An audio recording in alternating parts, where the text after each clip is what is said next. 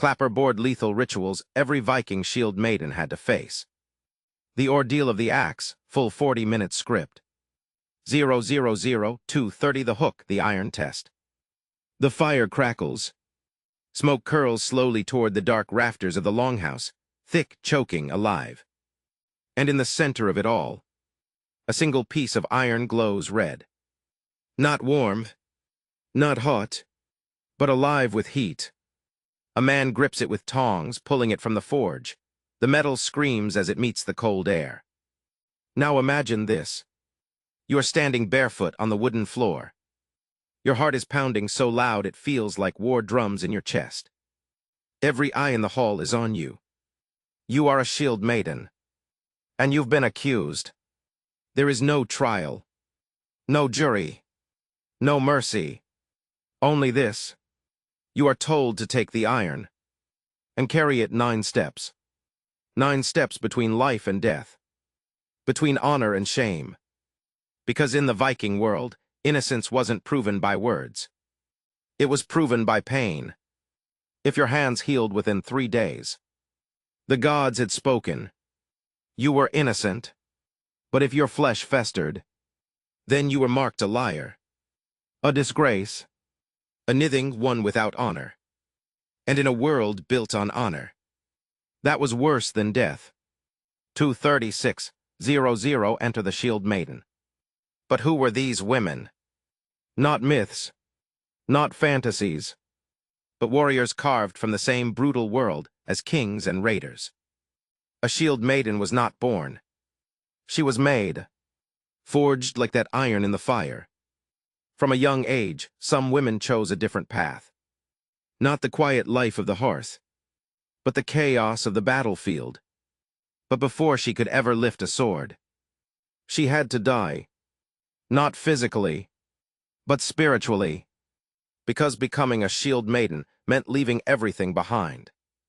Family, safety, identity. You were no longer someone's daughter. You were something else entirely. 6:00:10:00 the Oath of the Valkyrie. In the shadows of sacred groves or hidden halls, there were whispers of a ritual. The Oath of the Valkyrie.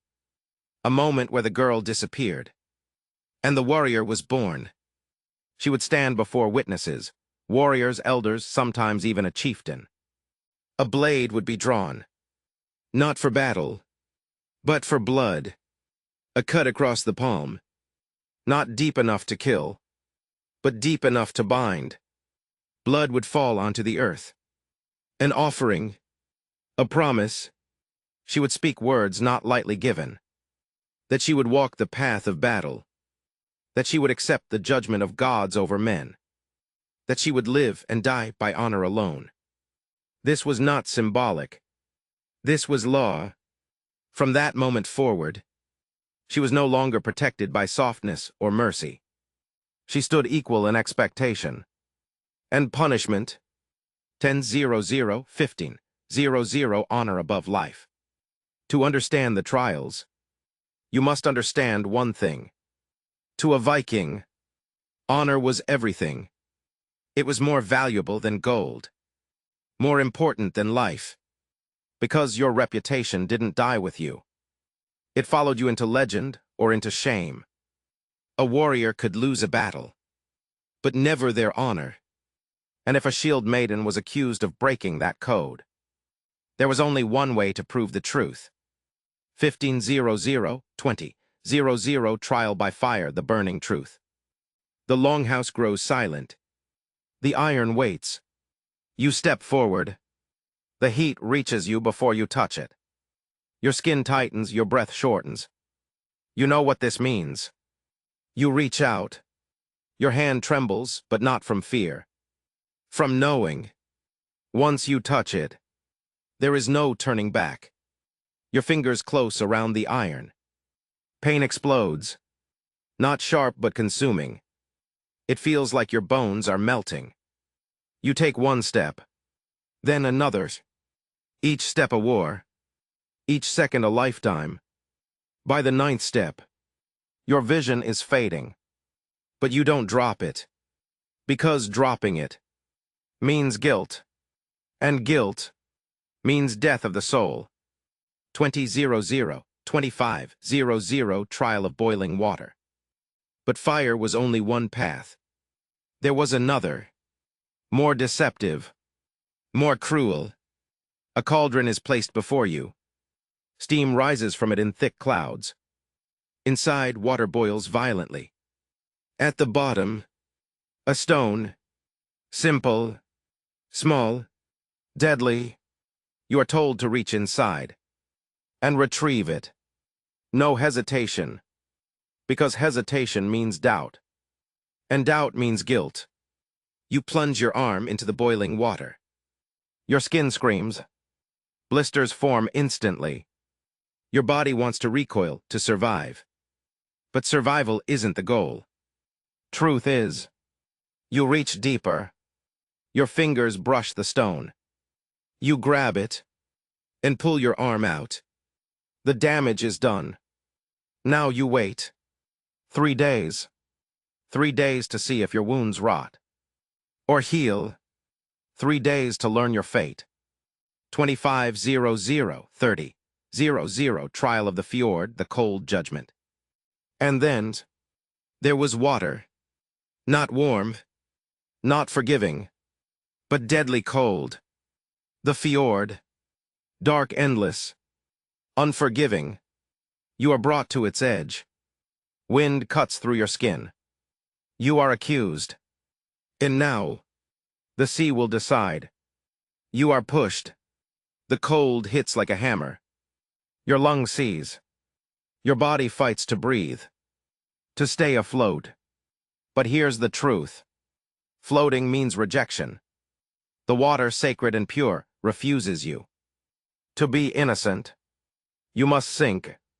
Sink into darkness. Sink into silence. Sink and trust that you will be pulled out before death claims you. Because innocence feels like drowning. 34:00 the Shield-Maiden as enforcer. But here's the part most people don't expect. These women weren't just victims of these rituals. They enforced them.